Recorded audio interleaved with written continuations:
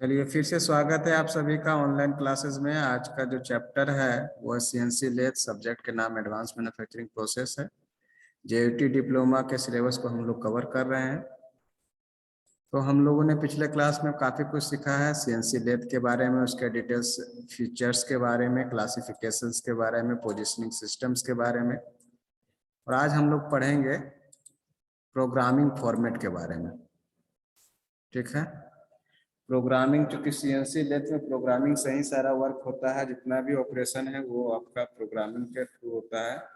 तो वो प्रोग्रामिंग कैसे लिखा जाता है उसके बारे में आज जानना है।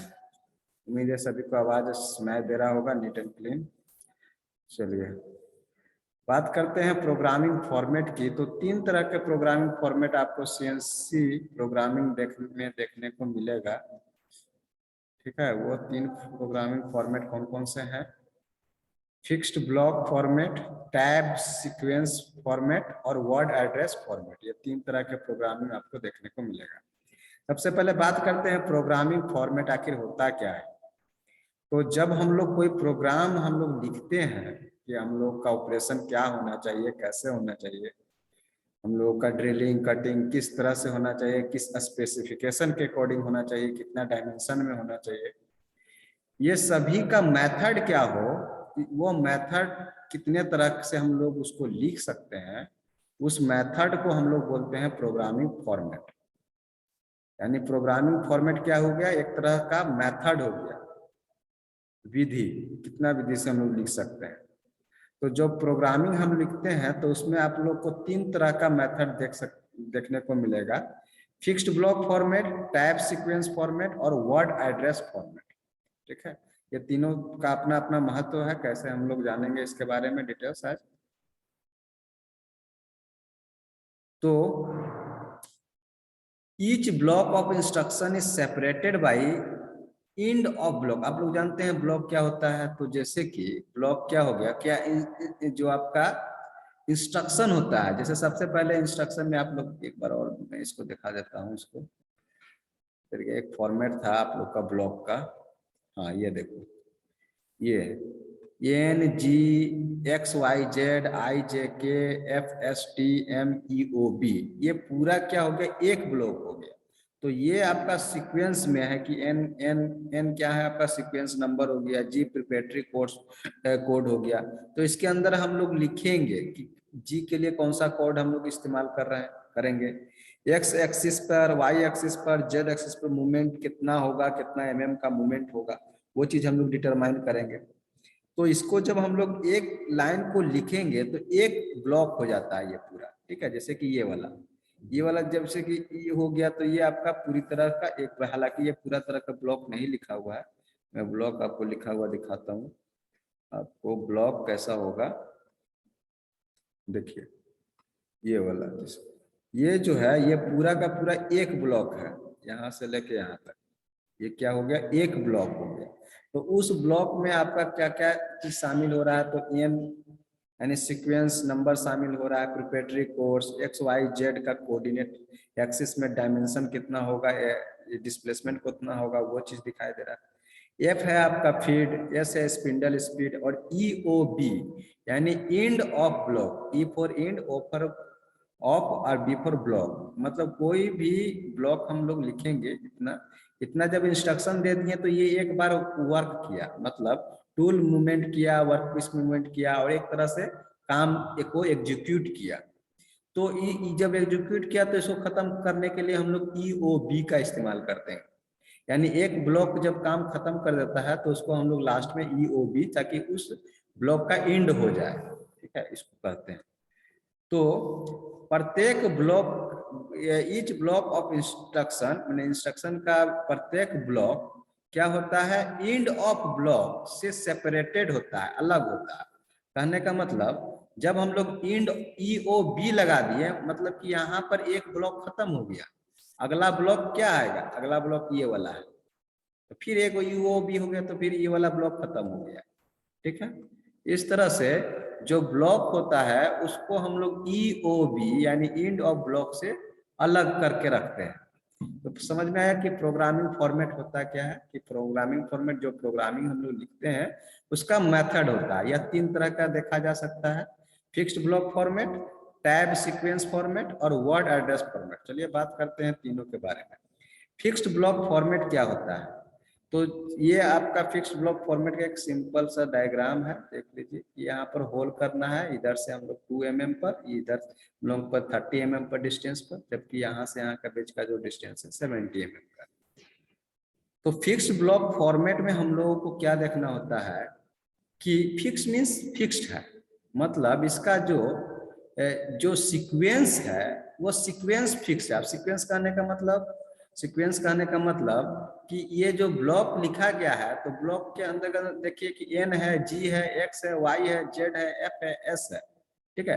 तो यही चीज अगला वाला ब्लॉक का भी लिखा गया है, मतलब ये जो है sequence e g x y z f s और e o b ये फिक्स है इस ब्लॉक के लिए और इस ब्लॉक के लिए भी। तो इसको हम लोग बोलेंगे फिक्स्ड ब्लॉक फॉर्मेट, यानी सेम सीक्वेंस में जब इंस्ट्रक्शन को लिखा जाता है, सेम सीक्वेंस का मतलब ये जो एन जी एक्स वाई, ऐसा नहीं हो कि अगला जो ब्लॉक लिखेंगे कि एन जी के बाद वाई आ जाए या जेड आ जाए या फिर एफ आ जाए या फिर एम आ जाए, तो ऐसा नहीं। एक बार जो सीक्वेंस लिख दिए N G X Y Z F S E O B, तो इसके अंदर सिर्फ आपका वैल्यू चेंज करना है, यानी अगला एक ब्लॉक के लिए वैल्यू आपका ये था और अगला ब्लॉक के लिए ये वैल्यू हो गया।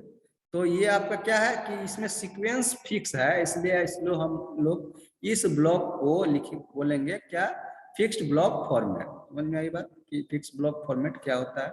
तो in fixed block format data must be input in specified sequence, यही चीज इंपॉर्टेंट है, इसको पकड़िए। स्पेसिफाइड सीक्वेंस मतलब जो निर्धारित सीक्वेंस है उसी के अंदर कर आपका डाटा दिया हुआ है। जैसे निर्धारित सीक्वेंस मतलब N G X Y Z F S, ये आपका निर्धारित सीक्वेंस है।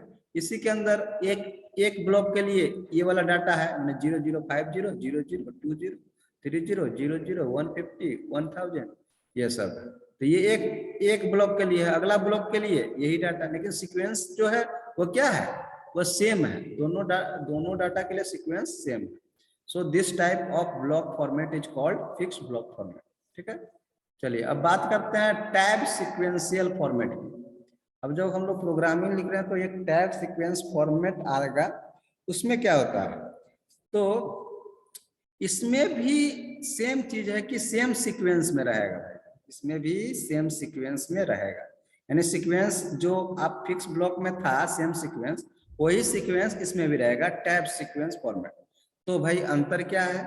तो अंतर यह है कि similar to fixed block, similar but each word is separated by TAB, बस यही चीज इसमें अंतर है कि हर जो है, हर वर्ड जो है TAB से अलग किया गया है। तो देखिए कि N G X Y Z F S E O B same sequence है इस ब्लॉक के लिए भी इस ब्लॉक के लिए, लेकिन इसमें क्या है कि हर एक वर्ड टैब से सेपरेट है। देखिए 0050 के बाद टैब लगा दिया, 00 के बाद टैब लगा दिया, फिर 20 के बाद टैब लगाए, फिर 30 के बाद टैब लगा।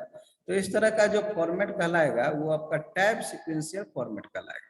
दूसरा आपको अंतर क्या देखने को मिलेगा कि यदि इसमें इस ब्लॉक में यदि सेम चीज आए, सेम चीज कहने का मतलब कि जैसे हम लोग y का डाटा 31 ब्लॉक के लिए लिखे 30 mm, हम लोग चाह रहे हैं कि जो टूल है y डायरेक्शन में 30 mm का डिस्प्लेसमेंट दे, तो अगला जो आपका ब्लॉक है उसमें भी यही चाह रहे हैं कि y डिस्टेंस पे y डायरेक्शन पर 30 mm का डिस्प्लेसमेंट दे। तो हम यहाँ पर फिर से 30 ना लिखकर सिर्फ टैब लिख देंगे तो काम चल जाएगा, बस यही अंतर, ठीक है। यहाँ पर फिर से 30 ना लिखकर सिर्फ क्या लिखेंगे, टैब लिखेंगे, वही चीज लिख रहा है कि in this format if a word remain the same as in preceding block it need not to be written again, but to maintain sequence of word tab only should be written in the succeeding block। तो इसमें सिर्फ आप क्या करेंगे कि यदि आपको एक ही सीक्वेंस में सेम डाटा लिखना हो अगले ब्लॉक के लिए, तो सिर्फ आप क्या लिखेंगे, टैब लिखेंगे। टैब जब आप प्रोग्रामिंग बनाएंगे तो सिर्फ आप वहां पर टैब लिखेंगे, वो आपका समझ जाएगा। ठीक है, तो ये आपका ये है tab sequence. Tab sequencing format क्या है, same as fix block format, यानी सेम सीक्वेंस में आपका ब्लॉक लिखा होना चाहिए और हर एक वर्ड टैब से सेपरेटेड यानी अलग क्या होना चाहिए। और यदि ब्लॉक में अगले वाला ब्लॉक में सेम डाटा आ रहा है तो उसमें हम लोग सेम डाटा ना लिख के सिर्फ टैब लिख के काम चला सकते हैं। तो ये बात हुआ किसका, टैब सीक्वेंशियल फॉर्मेट का। चलिए अगला बात करते हैं वर्ड एड्रेस फॉर्मेट का। वर्ड एड्रेस फॉर्मेट का, वर्ड एड्रेस फॉर्मेट को EIA एक संस्था है जो आपका जितना भी आपका स्टैंडर्डाइज करता है, ऑथोराइज है स्टैंडर्डाइजेशन के लिए। स्टैंडर्डाइजेशन किसके लिए, तो जिससे हम लोग प्रोग्रामिंग बनाए हैं तो उसको प्रमाणित कर दिया कि ये प्रोग्रामिंग सही है। इसका फुल फॉर्म होता है इलेक्ट्रॉनिक इंडस्ट्री अलायंस। ठीक है, ये आपका एक अमेरिकन स्टैंडर्ड है जो प्रोग्रामिंग के फॉर्मेट को स्टैंडर्डाइज करता है। तो जो वर्ड एड्रेस जो फॉर्मेट है ये इसके द्वारा EIA के द्वारा प्रमाणित किया गया है। ठीक है, यानी ये अच्छा फॉर्मेट है। चलिए बात करते हैं इस फॉर्मेट में होता क्या है, each data is preceded by word call as NC word. तो ये देखिए यहाँ पर NC वर्ड मतलब G, X, Y, Z, F। ठीक, अगला ब्लॉक में सीक्वेंस पर ध्यान नहीं दीजिए। देखिए अगला ब्लॉक में आया यहाँ पर ए आपका 90 आया, EOB आया, अगला ब्लॉक में ये देखिए अगला ई ब्लॉक ये था, अगला ब्लॉक ये आ गया। तो इसमें आपका सेम सीक्वेंस नहीं है। अगला ब्लॉक में दो ही डाटा इनपुट किया। ठीक है, एक ही डाटा इनपुट किया X90, उसके बाद इंड ऑफ ब्लॉक कर दिया। पहला ब्लॉक ये था टोटल। ठीक है, तो इस फॉर्मेट में प्रत्येक जो वर्ड होता है वो NC वर्ड के द्वारा लिखा जाता है। NC वर्ड मतलब X हो गया, ये देखिए G हो गया, X, ये Y, Z, ये अब NC वर्ड था। Each such alphabet has been standardized to represent a particular axial coordinate or function। अब हर डाटा जैसे G00 रैपिड ट्रांसवर्स देता है, मतलब टूल्स जो है इस तरह से मूव करेगा, इसके लिए G00 का प्रयोग करते हैं। X मीन्स जो X एक्सिस में 20 mm डिस्प्लेसमेंट करेगा उसके लिए, Y, Z इस तरह। F मीन्स क्या होता है कि कितना ज्यादा हम लोग फीड दे रहे हैं, तो 150 mm पर रेवोल्यूशन फीड दे रहे हैं। इसमें आपका S मीन्स स्पिंडल का स्पीड कितना है, तो इस स्पिंडल का स्पीड जो है 1000 mm पर रेवोल्यूशन है। इस तरह से आपका जो है, इस तरह से हर एक NC वर्ड आपका एक पार्टिकुलर एक्सियल या फिर पार्टिकुलर फंक्शन को रिप्रेजेंट करता है। तो ये हो गया word address format. Generally usually जितना भी आपका प्रोग्रामिंग लिखा जाता है इसी वर्ड एड्रेस फॉर्मेट में लिखा जाता है, इसलिए इस वर्ड एड्रेस फॉर्मेट को EIA ने स्टैंडर्डाइज किया। ठीक, अभी कह रहा है कि it has one advantage over the earlier format that if a word remain the same as in preceding block it need not to be written again. अब देखिए उसी तरह जैसे कि Y30 था, जे अगला ब्लॉक में भी हमको इस तरह का चाहिए तो उसमें टैब सीक्वेंस में टैब लिखते थे, लेकिन वर्ड एड्रेस फॉर्मेट में उसको लिखने की ही जरूरत नहीं है, यहाँ पर हटा देता है। ठीक है, तो एक वर्ड एड्रेस फॉर्मेट आपका इस तरह से हो सकता है जो यहाँ पर दिखाया गया है कि N है, NC वर्ड, ये सब क्या है, सब आपका NC वर्ड है। ठीक है, NC वर्ड है। F आपका फीड रेट को दिखाता है, S आपका स्पिंडल स्पीड, T जितना आपका जो टूल नंबर है, कौन सा टूल यूज होता है, क्योंकि CNC लेथ में बहुत सारा उसमें टूल लगा हुआ रहता है, जो जिस समय जिस टूल की आवश्यकता होता है वो वहां पर ऑपरेशन करने के लिए उसको कॉल किया जाता है, बुलाया जाता है।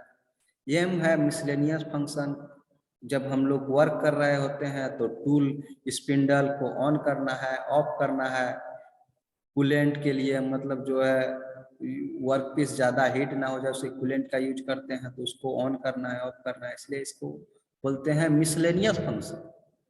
ठीक है, इंड, और लास्ट में तो जानते ही हैं कोई भी ब्लॉक को इंड करने के लिए ये वाला चीज यूज करते हैं, इंड ऑफ ब्लॉक। इस तरह से आपका प्रोग्रामिंग लिखा जाता है। तो बस आपको सिलेबस के अनुसार ये सब पढ़ना है, किस तरह से प्रोग्रामिंग लिखा जाता है, उसका यूज क्या होता है। ठीक है, तो अब हम लोग तीन चीज के बारे में बात करेंगे। अभी हम लोगों ने पढ़ा कि आखिर जो है प्रोग्रामिंग का फॉर्मेट क्या होना चाहिए। स्टैंडर्डाइज फॉर्मेट आपको वर्ड वर्ड एड्रेस फॉर्मेट मिला, इससे पहले दो मिला, फिक्स्ड और दूसरा टैब सीक्वेंस। इसके अलावा हम लोग बात करेंगे, अब तो हम फॉर्मेट पढ़ लिए, अब फॉर्मेट का यूज कीजिए, मतलब प्रोग्रामिंग अब लिखना स्टार्ट कीजिए। हालांकि उतना डीप में हम लोग को पढ़ना नहीं है प्रोग्रामिंग, ये सबके लिए स्पेशलाइज्ड कोर्स होता है।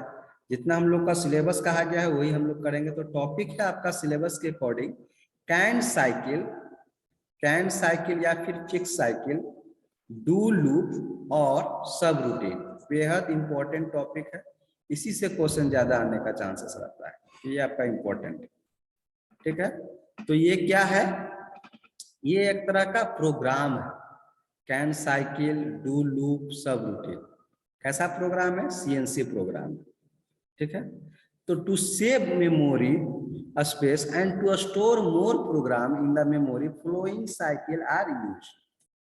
ये सभी को हम लोग किसमें, मेमोरी में सेव करते हैं। पढ़े होंगे कि सीएनसी में क्या ऐसा एक पार्ट्स होता है मेमोरी, प्राइमरी सेकेंडरी, तो उसमें आप क्या करते हैं, प्रोग्रामिंग को स्टोर करते हैं। तो तीन तरह का प्रोग्रामिंग को हम लोग स्टोर करने देख सकते हैं करके। तो कैन साइकिल या फिर फिक्स साइकिल, कैन साइकिल का दूसरा नाम फिक्स साइकिल है, सेकेंड है डू लूप, थर्ड है सब रूटीन। सभी के बारे में पढ़ना है। चलिए बात करते हैं कैन साइकिल की। कैन साइकिल है क्या, तो पता ही है कि ये आपका क्या है, प्रोग्राम है। अब प्रोग्राम क्या होता है, सेट ऑफ इंस्ट्रक्शन होता है।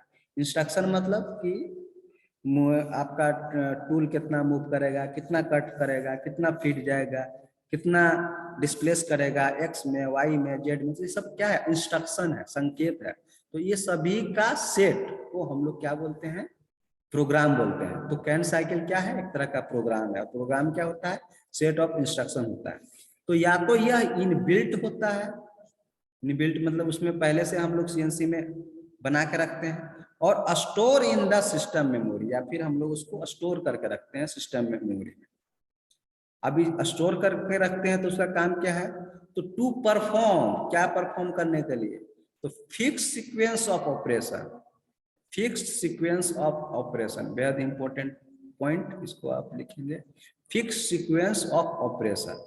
मतलब कोई भी ऑपरेशन हो उसका सीक्वेंस फिक्स है। इस कहने का मतलब ऐसा सोच के देखिए कौन सा ऑपरेशन हो सकता है, तो ड्रिलिंग। जब ड्रिलिंग होता है तो देखे होंगे कि एक ही पॉइंट में, जैसे कि वो क्या कर रहा है, एक पॉइंट को पकड़ लिया और टूल जो है मूव कर रहा है, मूव कर रहा है, मूव कर रहा है, तो वो क्या है, सीक्वेंस उसका फिक्स हो गया कि उसी डायरेक्शन में एक्स वाई जेड में फीड करके जा रहा है, मतलब सीक्वेंस भी फिक्स हो गया। तो यह क्या है कि एक तरह का कैन साइकिल क्या है, एक तरह का सेट ऑफ प्रोग्राम है जो सिस्टम के मेमोरी में या तो स्टोर कर सकते हैं या फिर पहले से इनबिल्ट होता है। इसका काम क्या है, तो जिसका वैसा ऑपरेशन जिसका सीक्वेंस फिक्स हो उसको परफॉर्म कर देना, मैंने उसको कर देना, उसको एग्जीक्यूट कर देना। इस तरह के प्रोग्राम को हम लोग कैन साइकिल कहेंगे। तो ये बेहद इंपॉर्टेंट है कि फिक्स सीक्वेंस ऑफ ऑपरेशन होना चाहिए, यानी वैसा ऑपरेशन जिसका फिक्स सीक्वेंस हो। उस ऑपरेशन को करने के लिए आपको क्या करना पड़ेगा, कैन साइकिल बनाना पड़ेगा, कैन साइकिल बनाना पड़ेगा। It can be brought into action by single command and removed by one command. तो जब आप मेन प्रोग्राम बना रहे होते हैं, मेन प्रोग्राम में एन बनाइए, जी एक्स वाई जेड, इस तरह से कोई फॉर्मेट बना दिए।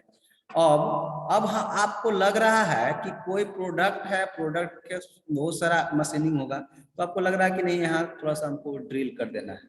तो ड्रिल करने के लिए जो ये वाला जो ड्रिल करना है, तो इसके लिए अलग फिर एक कैन साइकिल बनाइए। ड्रिल के लिए अलग एक प्रोग्राम का कैन साइकिल बनाइए, N G X Y Z F S E O B, इस तरह से प्रोग्रामिंग का बनाए। क्या हो गया, ये बनाए, ये आपका क्या हो गया, कैन साइकिल के लिए अलग प्रोग्राम हो गया। अब ये जो मेन प्रोग्राम है उसमें उसको बुलाइए कि हमको अब ड्रिल की आवश्यकता है, आ जाओ। तो यहाँ से इसको बुला दिए और यहाँ पर इसको फिट कर दिए कैन साइकिल का प्रोग्राम, यहाँ पर फिट कर दिया कैन साइकिल प्रोग्राम। तो वही चीज कह रहा है यहाँ पर, it can be brought into action by single command. जब आप मेन प्रोग्रामिंग चल रहा है तो एक सिंगल कमांड से उसको बुला सकते हैं, और जब आपका काम खत्म हो गया, ड्रिल हो गया, तो उसको रिमूव कर सकते हैं एक सिंगल कमांड से। ठीक है, तो ये आपका कैन साइकिल का कमाल है। ठीक है, it is used for repetitive. आप तो देख ही रहे हैं कि रिपीटिटिव होना चाहिए। रिपीटिटिव क्यों, कि यहाँ पे लिख ही दिया कि फिक्स सीक्वेंस होना चाहिए, तो रिपीटिटिव होना चाहिए। ये क्या है, होना चाहिए जो आपका मशीनिंग ऑपरेशन होगा वो कैसा होना चाहिए, रिपीटिटिव होना चाहिए, मतलब लगातार वही हो रहा है। एंड कॉमनली मशीनिंग ऑपरेशन जैसे कि ड्रिलिंग में, बोरिंग में, थ्रेडिंग में, ये सब रिपीटिटिव ऑपरेशन होते रहेगा। ड्रिल हो रहा है तो जो है आपका टूल जो है रिपीटिवली ऑपरेशन कर रहा है, तो ये आपका रिपीटिटिव ऑपरेशन के लिए कैन साइकिल होता है, जिसमें फिक्स, इसमें ऑपरेशन जो है फिक्स सीक्वेंस में होता है, और इसको हम लोग एक कमांड, एक सिंगल कमांड से मेन प्रोग्राम में बुला सकते हैं, और जो है वन कमांड से उसको रिमूव कर सकते हैं। तो एक can cycle stay in effect. और दूसरी चीज, एक चीज और इम्पोर्टेंट ध्यान देने वाली बात है कि यह इफेक्ट में तब तक रहेगा जब तक ले हम लोग इसको G80 से कैंसिल ना कर दें। जैसे इसको हम लोग बुलाएं कि यहाँ ऑपरेशन करो, ड्रिल करो, अब ये ड्रिल कर रहा है, लास्ट में हम लोग फिर से प्रोग्रामिंग में G80 लिखना पड़ेगा। जब आप G80 लिखेंगे तभी ये आपका क्या होगा, कैन साइकिल रिमूव होगा। तो एक याद होगा, एक जी कोड आपको याद हो गया कि G80 का क्या काम है, कैन साइकिल को कैंसिल कर देना, कैन साइकिल को कैंसिल कर देना, ये आपका G80 का काम है। ठीक है, तो एग्जांपल के तौर पर G70, G71, G72, G73, G75, G76 और G81, और G80 तो आपका कैंसिल वाला है ही। तो इस तरह से 70 से लेके 76, 74 नहीं है शायद यहाँ पर, 74 नहीं, 74 पे स्किप कर दीजिए, 74 नहीं है, तो 75, 76 इस तरह से आपका लेथ के लिए ये कैन साइकिल है। सबका आप डिस्क्रिप्शन देखे होंगे कि G70 आपका क्या है, देख लीजिए एक बार फिर से कि जो आपका जी कोड था, इसलिए थोड़ा सा जी कोड को यहाँ पर देखना होगा। देखिए, जो आपका G70 है वो आपका इंच में प्रोग्रामिंग है। ठीक है, इंच में प्रोग्रामिंग मतलब XYZ को इंच में मूव करवाना है, तो इंच में प्रोग्रामिंग के लिए G70 का यूज करेंगे। G71 mm में प्रोग्रामिंग करने के लिए, mm में मूव करेगा, कटिंग करेगा mm में, तो उसको हम लोग G71 प्रोग्रामिंग में यूज करेंगे। ठीक है, इस तरह से जो ये वाला जो लिस्ट है उसको आप एक बार ध्यान में रखिएगा, ताकि आपको एग्जाम में जब आप क्वेश्चन राइटिंग करिएगा तो उसमें आपको, आप जो है उसका एग्जाम्पल का यूज करके आप बेहतर अपने आंसर को लिख सकते हैं। ठीक है, चलिए बात करते हैं अब next, word format. Can cycle हो गया, चलिए कैन साइकिल को एक बार और हम लोग डिस्कस करेंगे और डू लोग को भी डिस्कस करेंगे। फिलहाल ऐसे करके इसको देख लीजिए। ये भी आपका क्या है, रिपीटिटिव प्रोग्रामिंग है। इसमें आपको क्या होता है, टर्निंग देखने को मिलता है, टर्निंग और मिलिंग ऑपरेशन। उसमें आपको ज्यादातर क्या था, ड्रिलिंग, थ्रेडिंग, बोरिंग, इसमें कैन साइकिल के थे। जबकि इसमें आपका टर्निंग आ गया, मिलिंग ऑपरेशन आ गया। जहां पर करा है कि जहां पर सिंगल पास, जैसे सिंगल पास, एक पास से मटेरियल नहीं मूव हो रहा है, एक पास से मटेरियल नहीं मूव हो रहा है। जैसे ये आपका वर्कपीस है, ये आपका क्या है, टूल है, तो सिंगल पास, एक बार पास से कारण ये आपका वर्कपीस को आपका क्या जो मटेरियल है उसको रिमूव नहीं कर पा रहा है एक पास से, मतलब सिर्फ एक बार जाने से। तो वैसे स्थिति में आपको यहाँ पर डू लूप की आवश्यकता होगा, ताकि वहां पर आप बार बार उस चीज को करें, तब तो आपका ये मटेरियल रिमूव होगा। तो ऐसे प्रोग्राम को हम लोग डू लूप कहते हैं। डू लूप में कैसा कैसा ऑपरेशन हो सकता है, तो टर्निंग हो सकता है, मिलिंग हो सकता है। और डू लूप हम लोग उस ऑपरेशन के लिए बनाते हैं जहां पर एक सिंगल पास में इंटायर मटेरियल को हम लोग रिमूव नहीं कर पाते हैं, उसके लिए हम लोग डू लूप प्रोग्रामिंग फॉर्मेट करते हैं। इसका क्या फॉर्मेट होता है, तो ये सबसे पहले लूप का स्टार्टिंग हम लोग करेंगे, फिर लूप का रिपीट कितना नंबर का होगा, नंबर ऑफ रिपीट मतलब कितना बार वह लूप रिपीट होगा, उसको स्पेसिफाइड करेंगे, फिर उसका काम खत्म होने के बाद एंड ऑफ लूप। तो ये फॉर्मेट होता है, कंसिस्ट करता है। चलिए नेक्स्ट बात करते हैं सब रूटीन की। ये छोटा छोटा डेफिनेशन है जो आपको जान लेना है, फिर डेफिनेशन के तौर पे पूछ सकता है। सब रूटीन, रूटीन सब ठीक है, सब routine it is sequence of programme instruction that perform a specific task. ये भी एक तरह का क्या है, स्पेसिफिक टास्क परफॉर्म करता है। स्पेसिफिक टास्क कहने का मतलब कि एक जैसे बहुत एक आपका वर्कपीस है, उसमें बहुत सारा मशीनिंग करना है, तो मशीनिंग करना है तो कर रहा है, लेकिन एक स्पेसिफिक टास्क के लिए अलग हम लोग एक प्रोग्राम बना दिए। मतलब मान लेते हैं तो यहाँ पर कि यहाँ से मटेरियल को रिमूव करना है और यहाँ पर कुछ डिजाइनिंग वगैरह करना है, तो इसके लिए इसके ऑपरेशन के लिए हम लोग एक अलग से एक सब रूटीन बना लिए, मैंने अलग से एक प्रोग्राम बना लिया, ठीक है, वो अलग यूनिट हो गया। तो packed as a unit, this unit can then be used in programs wherever that particular task should be performed.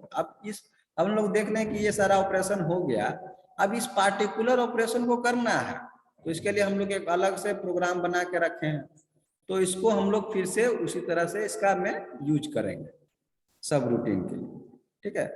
तो इसमें कैन साइकिल में क्या था कि वहां पर रिपीटेटिव हो रहा था और इसमें हम लोग की अलग ही स्पेसिफाइड टास्क, जो प्रोग्रामिंग चल रहा था और उसी प्रोग्रामिंग में हम लोग एक अलग टास्क दे दिए और उस टास्क के लिए अलग प्रोग्राम बनाए, तो इस प्रोग्राम को जो बोलेंगे उसको क्या बोलेंगे, सब रूटीन बोलेंगे। इसको क्या बोलेंगे, सब रूटीन बोलेंगे, ठीक है। Block of instruction which carries out a specific as well as defined task. ये आपका क्या होगा, ये जो काम करेगा वो स्पेसिफिक होगा और एक डिफाइंड होगा कि हाँ यही करेगा। ये जो आपका प्रोग्राम है इसी के थ्रू इसका प्रोग्रामिंग ऑपरेशन होगा, ठीक है। इस तरह से आप देख सकते हैं ये जो मेन प्रोग्राम है, ये मेन प्रोग्राम है, उसके बाद हम लोग अलग से एक सब रूटीन ला दिए, तो ये क्या हो गया, मेन प्रोग्राम को दो पार्ट में विभक्त कर दिया, मैंने डिवाइड कर दिया, ठीक है। ये आपका जो मेन प्रोग्राम को दो भाग में डिवाइड कर दिया, कौन कर दिया, सब रूटीन के आने से। सब रूटीन आ गया, सब रूटीन आने से क्या हो गया, ये प्रोग्राम दो भाग में बट गया। तो इसको आप अपने पॉइंट में लिख सकते हैं। सब रूटीन क्या है कि एक स्पेसिफिक टास्क करने वाला प्रोग्राम है, एज ए यूनिट काम करता है। जब हम लोग उस पार्टिकुलर टास्क को करवाना होता है, ऑपरेशन करवाना होता है, तब हम उसको यूज करते हैं। यह मेन प्रोग्राम को दो बराबर भाग में बांटता है और यह जो है स्पेसिफिक टास्क और वेल डिफाइंड टास्क को कैरी करता है। तो ये सभी चीज लिखेंगे आप सब रूटीन। चलिए इसको थोड़ा सा और डिटेल्स में जानते हैं। सब रूटीन को हम लोग क्या कह सकते हैं, सब प्रोग्राम भी कह सकते हैं। सब रूटीन को हम लोग क्या कह सकते हैं, सब प्रोग्राम भी कह सकते हैं। और जो टाइम का बचत है उसके लिए इसका यूज होता है, टाइम का बचत है इसके लिए यूज होता है कि पहले से हम लोग एक रूटीन सब रूटीन बना लिए तो फिर उसको हम लोग यूज कर लिए, तो ये आपका पावरफुल टाइम सेविंग टेक्निक्स भी है। दूसरी चीज, इसको सब रूटीन को आप सब प्रोग्राम भी कर सकते हैं, कंफ्यूज नहीं होना है। एग्जाम में सब रूटीन के जगह सब प्रोग्राम आएगा तो आप यही चीज को डिफाइन करेंगे। The subroutine provide the capability of programming certain fixed sequence or frequently repeated pattern। इसके पास यह कैपेबिलिटी होता है, इसके पास यह क्षमता होता है कि कुछ जो प्रोग्राम है जो फिक्स सीक्वेंस में हो या फिर रिपीटेड पैटर्न में हो उसको यह कर सकता है, ठीक है। या फिर फिक्स सीक्वेंस में हो या फिर रिपीटेड पैटर्न में हो, उस पार्टिकुलर टास्क को यह कर सकता है और उसके लिए यह सब रूटीन हम लोग बनाते हैं। सब रूटीन आर इनफैक्ट इंडिपेंडेंट। अब यह क्या है, एक तरह से स्वतंत्र। देखेंगे कैसे वो अलग अपना एक यूनिट ही है प्रोग्राम, वो अलग ही प्रोग्राम है। तो यह है क्या, इंडिपेंडेंट। इंडिपेंडेंट है, जो मेन प्रोग्राम है उससे आप अलग रख सकते हैं उसको, तो वो इंडिपेंडेंट प्रोग्राम है जिसमें सारा फीचर वही होता है जो आपका पार्ट प्रोग्रामिंग में होता है, वही चीज कर रहा है। ठीक है, इसको आप मेमोरी में सेव रख सकते हैं, सेपरेट रख सकते हैं, सेपरेट करते हैं आप प्रोग्राम नंबर देख के इसको आप सेपरेट रख सकते हैं, मेमोरी में सेव रख सकते हैं। जब आपको इसकी जरूरत पड़ेगा तब आप सब रूटीन को कॉल कर सकते हैं एग्जीक्यूशन के लिए। ठीक है, तो ये है द सब रूटीन में भी call time and repeated time. जब आप एक या फिर एक टाइम के लिए या फिर बार बार रिपीटेटिव टाइम के लिए आप उसको कॉल करवा के एग्जीक्यूशन करवा सकते हैं, ये सब रूटीन हो गया। ठीक है, इसका क्या क्या फॉर्मेट हो सकता है, तो ये देखिए स्टार्टिंग में आइडेंटिफिकेशन ऑफ सब रूटीन। सबसे पहले आपका आइडेंटिफिकेशन होना चाहिए, कौन जब मेन प्रोग्रामिंग में जब आप उसको इंसर्ट कर रहे हैं तो वो कौन सा सब रूटीन है उसका आइडेंटिफिकेशन होना चाहिए। फिर इंड ऑफ सब रूटीन, फिर आप उसको इंड करेंगे, फिर आप उसको कॉलिंग कर सकते हैं। ठीक है, तो इसको हम लोग कैसे कर सकते हैं, इसका नाम कैसे देते हैं, तो L2021, यदि 2021 आपका क्या है, 221 आपका क्या है, नंबर है, जबकि इसको हम लोग एल से डिनोट करते हैं। यानी सब रूटीन जहां पर आप मेन प्रोग्राम में एल देख लें तो समझ लीजिए कि अच्छा यहाँ पर सब रूटीन इंसर्ट हो रहा है, यहाँ पर अलग एक प्रोग्राम इंसर्ट हो रहा है। ठीक है ना, तो यहाँ पर जो आपका सब रूटीन है, सब रूटीन में हम लोग किसका यूज करते हैं, एल लेटर का यूज करते हैं सब रूटीन के लिए। तो ये खासा इंपॉर्टेंट चीज है, ध्यान रखने वाला बात है कि जो सब रूटीन है या फिर सब प्रोग्राम है उसको हम लोग लेटर, कैपिटल लेटर एल से डिनोट करते हैं। क्या जब हम लोग, यदि हम लोग इस तरह का कहीं पर मेन प्रोग्राम में लिखा हुआ देखें कि एल 221, इसका मतलब होता है कि 221 का जो सब रूटीन है, माने ये नंबर है सब रूटीन का, उसको कॉल किया जा रहा है, एल में उसको कॉल किया जा रहा है।